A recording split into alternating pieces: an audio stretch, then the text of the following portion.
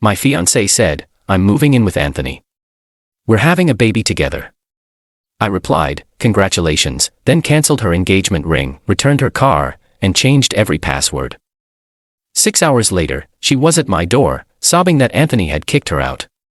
I, 36M, am writing this from my kitchen table, staring at a half-empty coffee cup and trying to process how fast your entire future can implode. It was Thursday around 2 p.m. when my phone rang. Sarah, 31F, my fiancée of 8 months, we'd been together 3 years, lived together in my house for the past year and a half. The conversation was short, brutal, and weirdly formal. "David, I need to tell you something. I'm moving in with Anthony. We're going to have a baby together. I'm picking up my things tonight." Anthony, 29M, her personal trainer. The guy she'd been working out with religiously for the past 4 months. I'd even paid for the sessions, thinking I was being supportive. My brain kind of froze for a second. The words didn't compute immediately. "Congratulations." I said it flat, emotionless, like I was confirming a dinner reservation. "That's it. That's all you have to say. What else is there to say? You've made your decision. I thought you'd fight for me or something. You're pregnant with another man's child and moving in with him, Sarah. There's nothing to fight for anymore." Then I hung up. The weird thing was how calm I felt, almost detached, like I was watching someone else's life implode. But under that calm, my mind was already working. First things first, the engagement ring. Called the jewelry store where I'd bought it 6 weeks ago, explained the situation. The manager was sympathetic, said they had a 60-day return policy for situations like this, minus a restocking fee. Drove there immediately, returned the ring, got back $11,000 out of the $12,000 I'd spent. Next, the car. Sarah drove a leased BMW that I'd co-signed for about 10 months ago. The payments came out of my account automatically. Logged into the leasing company's website, removed my payment method, called them directly, explained I was removing myself as guarantor, effective immediately. They said she'd need to qualify on her own income or return the vehicle by the end of the month. Her personal training instructor salary wasn't going to cut it. Then I went home and started changing everything. Wi-Fi password, changed. Netflix, Disney Plus, all streaming accounts, logged out all devices, changed passwords. Home security system, changed the code. Her gym membership that I paid for, cancelled. Credit card where she was an authorized user, called and removed her immediately. The whole process took maybe 3 hours. Methodical, efficient. By 5 p.m., I was sitting in my living room, everything secured, waiting to see what would happen next. 6:30 p.m., my doorbell rings. I look through the security camera. It's Sarah, crying, mascara running, holding 2 suitcases. I open the door but keep the chain on. "David, please, we need to talk." "Anthony, Anthony kicked me out." "Why would Anthony kick out his pregnant girlfriend?" "It's complicated. He said he needs time to process everything. He wasn't ready for me to move in yet." The entitlement was staggering. She'd blown up our life expecting Anthony to seamlessly take over supporting her, and when that fell through she was back at my door. That sounds like a Anthony problem, not a David problem. "You can't just cut me off like this. I can't get into any of the accounts. The car payment got declined. My gym membership is cancelled. You said you were moving in with Anthony. These are Anthony's responsibilities now. Please, just for tonight until I figure things out." "No, Sarah. You made your choice this morning. You chose Anthony and his baby over our life together. I'm respecting that choice." Her face went from desperate to angry to panicked. "This is insane. You're punishing me for being honest with you." "I'm not punishing you. I'm accepting your decision. You wanted a different life with Anthony. Go build it. But I have nowhere to go. You have Anthony. You have family. You have friends. Figure it out." I closed the door and turned the deadbolt. She banged on it for about 10 minutes, crying, yelling, then finally left. The silence was actually peaceful. Update 1. It's been 48 hours since Sarah's announcement and the fallout has been predictable. Thursday night after she left my doorstep, I got a barrage of texts from new numbers. Clearly, she was borrowing phones since I'd blocked her main one. David, please. I made a huge mistake. Anthony isn't who I thought he was. I'm staying at a motel. I can't afford this. Please just talk to me. I screenshotted them all and didn't respond. Friday morning, her sister Jessica called my work phone. David, what the hell is wrong with you? Sarah is devastated. She's practically homeless. Sarah announced she was moving in with Anthony and having his baby. I respected her decision. She made a mistake. Anthony turned out to be a complete asshole. He basically used her and threw her away. That's unfortunate, but it's not my problem to solve. She needs help. She has nowhere to go. She has family. She has friends. She has Anthony, who's the father of her child. Anthony wants nothing to do with her now. Again, not my problem. She chose him over me. You're being cruel. I'm being realistic. She ended our relationship to be with someone else. I'm not a backup plan. Hung up. Blocked that number too. Friday afternoon, Sarah's mom called. That was fun. David, I'm ashamed of you. Sarah's pregnant and you threw her out like garbage. Linda, Sarah announced she was leaving me for another man and having his baby. I didn't throw her out. She left. But she changed her mind. She realized she made a mistake. She realized Anthony wasn't going to support her like I did. That's not changing her mind. That's facing consequences. She needs stability right now. She's carrying a child. Anthony's child. Anthony's responsibility. You're heartless. I'm practical. Your daughter chose someone else. I'm respecting that choice. The best part. I found out through a mutual friend that Anthony didn't just kick Sarah out. He's apparently married. Has been the whole time. His wife found out about the affair and the pregnancy and Anthony immediately cut all contact with Sarah to save his marriage. So Sarah didn't just lose her fiancé and her comfortable life with me. She lost her affair partner too. And she's pregnant with a married man's baby who wants nothing to do with her. The hits keep coming. Got a call from the BMW dealership today. Sarah apparently went there trying to explain the situation, hoping they'd work with her. They told her exactly what I already knew. Without a cosigner with good credit, she doesn't qualify for the lease. She has until the end of the month to return the car or face repossession. She's been posting cryptic things on social media about learning who people really are and fake love. A few mutual friends have reached out asking what happened. I tell them the simple truth.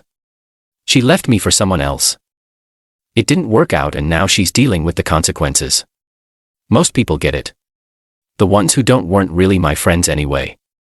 Spent the weekend cleaning out the last of her stuff from the house. Things she didn't grab in her rushed packing Thursday night. Boxed it all up. Labeled it clearly. If she wants it, she can arrange pickup. I'm not delivering anything. The house feels different now. Quieter, but in a good way. No more walking on eggshells wondering if she's texting Anthony. No more paying for gym sessions with her trainer. No more subsidizing a lifestyle for someone who was planning to leave me for another man. Update 2. 1 week since the phone call that changed everything. The entitlement has reached new heights. Monday morning I got a letter. Not an email, not a text. An actual certified letter from Sarah. She'd had it delivered to my workplace. The letter was 3 pages of handwritten drama about how I abandoned her in her time of need and how she never meant for things to happen this way. The kicker was the last paragraph where she demanded I pay for her hotel costs until she gets back on her feet and suggested we go to couples counseling to work through this betrayal. The betrayal. She cheated on me, got pregnant by another man, announced she was leaving me for him, and I betrayed her by not funding her life afterward. I showed it to my lawyer friend Tom over lunch. He laughed so hard he nearly choked on his sandwich. She wants you to pay her bills after she left you for another guy and she called it your betrayal. Apparently I'm supposed to be her safety net indefinitely. Save this letter. If she escalates, this shows her mindset clearly. Tuesday, the financial reality hit her harder. Got a call from my bank. Sarah had tried to use the credit card I'd canceled. Multiple attempts at different stores. The bank flagged it as potential fraud until I explained the situation. Called the credit card company, confirmed she was no longer an authorized user, and asked them to note that any attempts to use the card were unauthorized. Wednesday brought the family intervention. Sarah's parents showed up at my house unannounced. I watched them through my security camera for a few minutes before answering. Linda, David, we need to talk. Sarah's dad Mike looked uncomfortable but determined. Son, Sarah made a mistake, but you can't just cut her off completely. Mike, she didn't make a mistake. She made a calculated decision to leave me for another man. The fact that it didn't work out doesn't make it my responsibility. She's pregnant. She needs support. Anthony's baby. Anthony's support or your support, not mine. Anthony is married. He was using her. That's something she should have figured out before cheating on me with him. Look, we know she messed up, but... There's no but, Mike. She chose Anthony. I'm respecting that choice. She's made adult decisions. These are adult consequences. They tried for another 20 minutes, cycling through guilt, logic, and finally threats about doing the right thing. I stayed calm, stuck to facts, and eventually they left. Thursday was when things got really pathetic.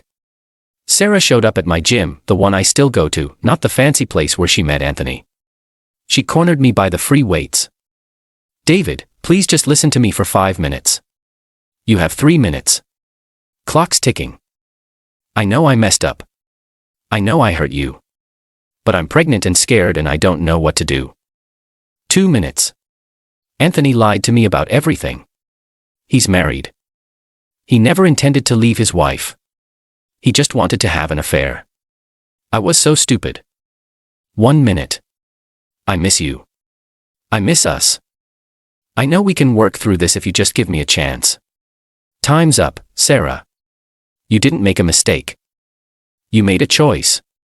You chose to cheat with Anthony. You chose to get pregnant by him. You chose to leave me for him.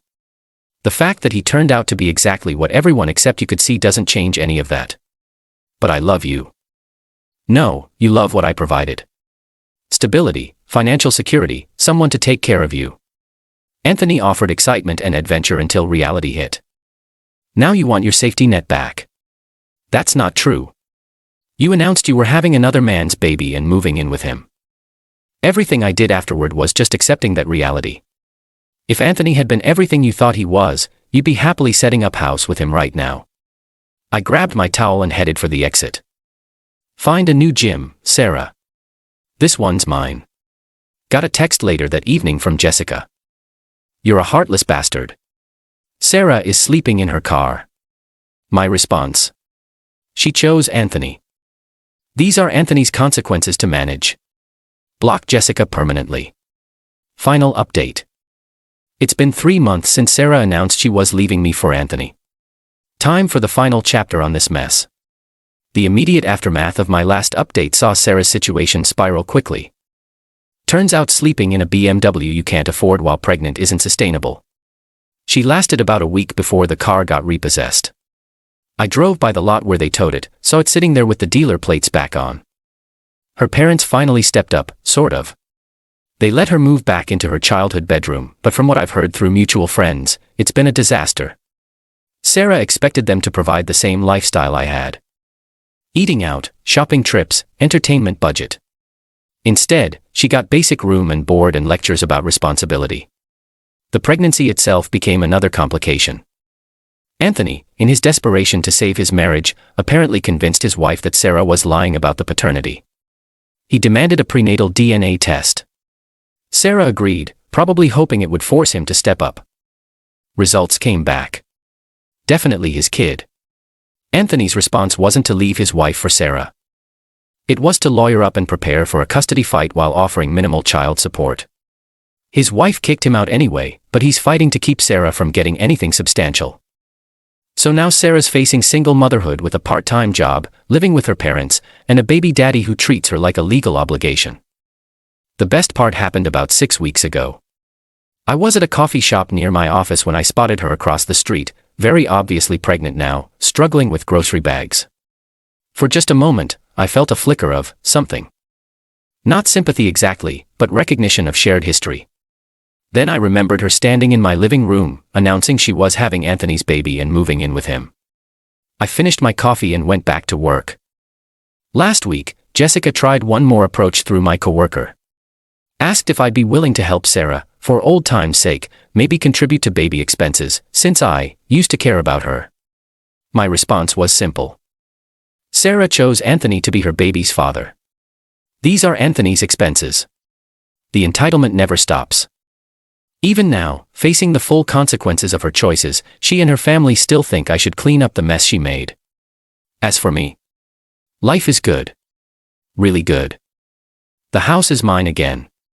My finances are mine again. I don't have to wonder who my partner is texting or worry about funding someone else's affair. Started dating someone new last month. Michelle, a 33-year-old architect I met through friends. She's smart, independent, pays her own bills, and has never mentioned needing a personal trainer. It's refreshing to be with someone who doesn't see me as a financial plan. The revenge wasn't elaborate or dramatic. It was just letting Sarah face the natural consequences of her choices. She wanted Anthony and his baby. She got Anthony and his baby, along with everything that came with it. A married man who used her, a custody battle, single motherhood, and the collapse of the comfortable life she threw away. She gambled our relationship on Anthony being her upgrade. She lost that bet, and the house always wins. Sometimes the best revenge is just stepping aside and letting people destroy themselves.